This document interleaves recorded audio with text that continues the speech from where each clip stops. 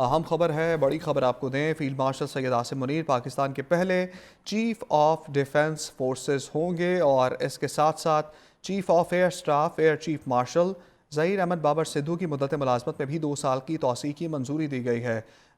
मुबशर लुकमान साहब senior तजज़ियाकार senior anchor person हमारे साथ मौजूद हैं। मुबशर साहब, फील्ड मार्शल सैयद आसिम मुनीर पाकिस्तान के पहले चीफ ऑफ डिफेंस फोर्सेस होंगे। जी बिल्कुल, और ये मेरा ख्याल है कि बड़ी एक जरूरी चीज थी। और जैसा हम लोगों ने अपने प्रोग्राम से भी बात की थी कि इवेंचुअली तो ये होना था, और ये नहीं क्योंकि कानून पास हो गया हुआ था। और देखिए, इसमें पाकिस्तान मिलिट्री फोर्सेस जो है उसमें बहुत चेंजेस आ रही है खुद से। सबसे पहली बात तो ये कि पहले तो हमारी जैसे काइनेटिक फोर्सेस होती थी कि एक typical army, typical air force, typical navy. अब दुनिया बहुत एडवांस हो गई है। अब पाकिस्तान ने स्पेशल एक रॉकेट फोर्स भी बनाई है, हमारी साइबर फोर्स भी है, ईडब्ल्यू फोर्स भी है। फिर अब वक्त गुजरने के साथ साथ स्पेस फोर्स भी हमारी बनेगी जो स्पेशलिस्ट होगी। तो उसको चेन ऑफ कमांड को सिंक करना, सेंट्रलाइज करना, वो बहुत जरूरी था सर्वाइवल के लिए। और इसी वो अपनी चेन ऑफ कमांड को हमने सिंक किया हुआ था। हमने अपनी जो इंटीग्रेशन उसको कंप्लीट किया हुआ था, सिस्टम इंटीग्रेशन जो थी खासतौर एयरफोर्स के अंदर। लेकिन अब over a period of time Pakistan ने मोबाइल रॉकेट फोर्स बनाई है जो, तो पहले तो नॉर्मल MBRL बैटरीज होती थी, लेकिन अब उसकी इफादियत बहुत बढ़ गई है। और क्योंकि हम एक न्यूक्लियर कंट्री हैं तो हमारा न्यूक्लियर आर्म स्ट्रक्चर जो है वो भी उसके अंडर आएगा। और तो इसलिए देखें कि ये बहुत ही जरूरी था, और जल्दी होना इसलिए जरूरी था। जो बातें लोग कर रहे थे कि एक तरफ अफगानिस्तान जो है रोज हमसे पंगे ले रहा है, दूसरी तरफ इंडिया जो है उसके जनरल्स रोज थ्रेट दे रही है। तो हमारे लिए इम्पेरेटिव था कि हम अपनी सारी कमांड को सिंक करें। और जो लोग समझ रहे हैं ना कि ये कोई पर्सन स्पेसिफिक है, नहीं, ये पर्सन स्पेसिफिक नहीं है, ये पोस्ट स्पेसिफिक है। और ये पोस्ट बड़ी जरूरी थी पाकिस्तान के फ्यूचर में, और डिफरेंट फंक्शंस के लिए, डिफरेंट चीजों के लिए। लोग तो आते हैं, लोग चले जाते हैं, लेकिन यह है कि सिस्टम्स इन प्लेस रहने चाहिए, और ये बड़ा जरूरी था। मेरे ख्याल है बहुत अच्छा काम हुआ है ये। मुबशर लुकमान साहब, जिस तरह से आपने कहा कि बहुत अहम था, बहुत ज़रूरी था, सिस्टम में कितनी स्टेबिलिटी आएगी इस तैनाती के बाद?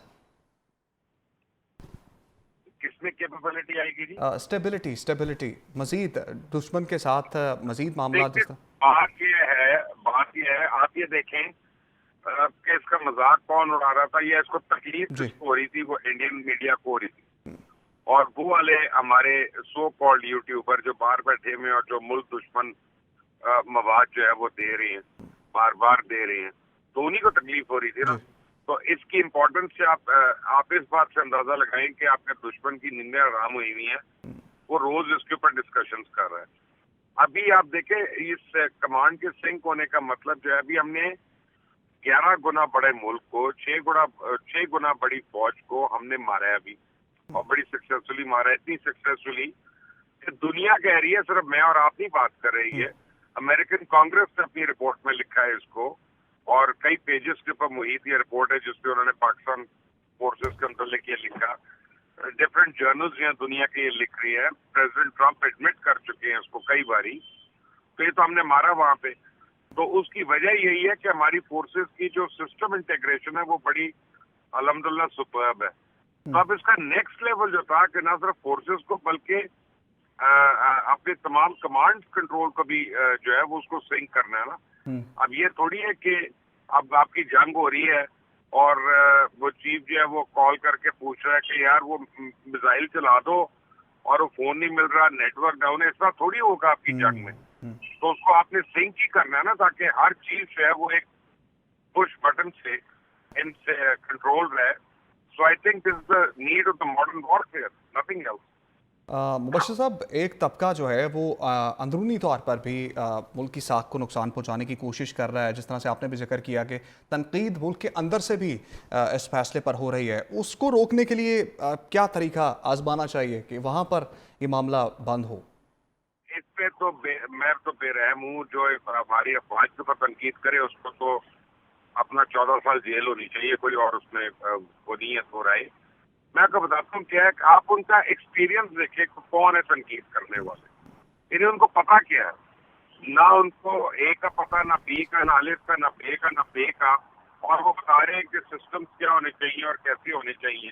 ये तो बेतुकी बात है ना कि अगर मैं आपके साथ बैठकर ये बहस करूं कि वो जो है ना न्यूक्लियर फिजिक्स क्या होती है, अब मुझे क्या पता क्या होती है, और मैं आपको बताऊं कि उसको कैसे बेहतर करेंगे और ये करेंगे, या KRL को हम कैसे बेहतर करें सिस्टम्स बना के, तो ना मेरी ये काबिलियत है, ना आपकी ये अहलियत है कि आप उसको जज करें। तो जो प्रोफेशनल है उन्हीं को पता है ना कि कैसे करना है, क्या करना है। आपको पहले पता था जिस तरह इन्होंने इंडिया को मारा, यानी ये तो वो लोग हैं ना जो आज से 6 महीने पहले डूम एंड ग्लूम की कहानियां देते थे कि जनाब पता नहीं क्या हो जाएगा, हमारी फौज को खाना खासा लड़ सकती है, नहीं लड़ सकती, इंडिया ये करेगा वो करेगा, जंग हो गई तो।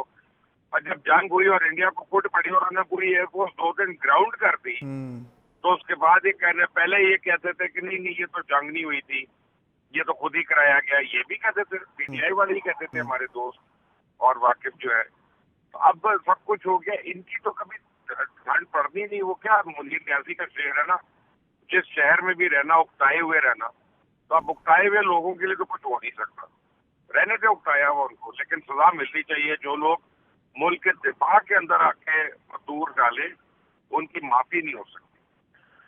मुबश्शिर साहब, कुछ लोग ऐसे भी हैं जो मुल्क से फरार हो गए हैं या बैरून मुल्क बैठकर जो है वो तनकीद कर रहे हैं, और आजकल सेम टॉपिक पर जिसकी आज हम खबर दे रहे हैं अपने नाज़रीन को, उस पर बहुत ज़्यादा तनकीद की जा रही है वहाँ से बैठ के यूट्यूब के ऊपर। आप देखें कि उनको तकलीफ कितनी है। यानी पाकिस्तान में अगर कोई चीज स्ट्रेंथन होती है, पाकिस्तान बेहतरी की तरफ जाता है, इंडिया कमजोर होता है, तो उनको तकलीफ है। उनको ऐसा सिस्टम चाहिए जिससे खुदा न खास्ता पाकिस्तान कमजोर और इंडिया जो है वो उनके हमारे सामने एक जिन लगे। ये बेसिकली पाकिस्तानी नहीं है, या पाकिस्तानी है लेकिन पाकिस्तान से मुखलिस नहीं है, और इनकी दिहाड़ियां लगी हुई हैं। अब आप देखें कि एक मखसूस साहब की जमात है, उसके मुतालिक हमें एविडेंस मिल गया कि इजराइल और इंडिया उसको फंड दे रहे हैं वहां से। वो आपके दुश्मन है। आप जब किसी को फंड देते हैं तो आप उससे कोई एक्सपेक्ट करते हैं इन रिटर्न, तो वो उस पार्टी से क्या एक्सपेक्ट करते हैं? अब उन पॉलिटिकल पार्टी को फंड देना, तो उसका वजह यही है ना कि उन्होंने उससे पाकिस्तान को हार्म करने का कोई काम लेना है, जी पाकिस्तान को खुदा न खास्ता नुकसान पहुंचाने का कोई काम लेना है। जी। तो ये जो यूट्यूबर्स वगैरह है, अभी मैंने 2 दिन पहले मोहसिन नकवी साहब की स्टेटमेंट सुनी है। मुझे नहीं पता वो कैसे करेंगे, उनका क्या प्लान है, लेकिन उन्होंने ये कहा था कि हम इनको अब वापस लाएंगे। और मैं कहता हूँ वापस ना लाए वापस, उनकी हमें जरूरत नहीं है। गंद बाहर है तो बाहर रहने दें। इनके शनाख्ती कार्ड ब्लॉक करें, इनके पासपोर्ट ब्लॉक करें। जिनके फॉरेन पासपोर्ट है वो भी एक्सपोज हो जाएंगे कि वो किस एजेंडा पे कर रहे हैं, और जिनके अभी तक फॉरेन नहीं है उनके जरा आग तो लगे ना उनको।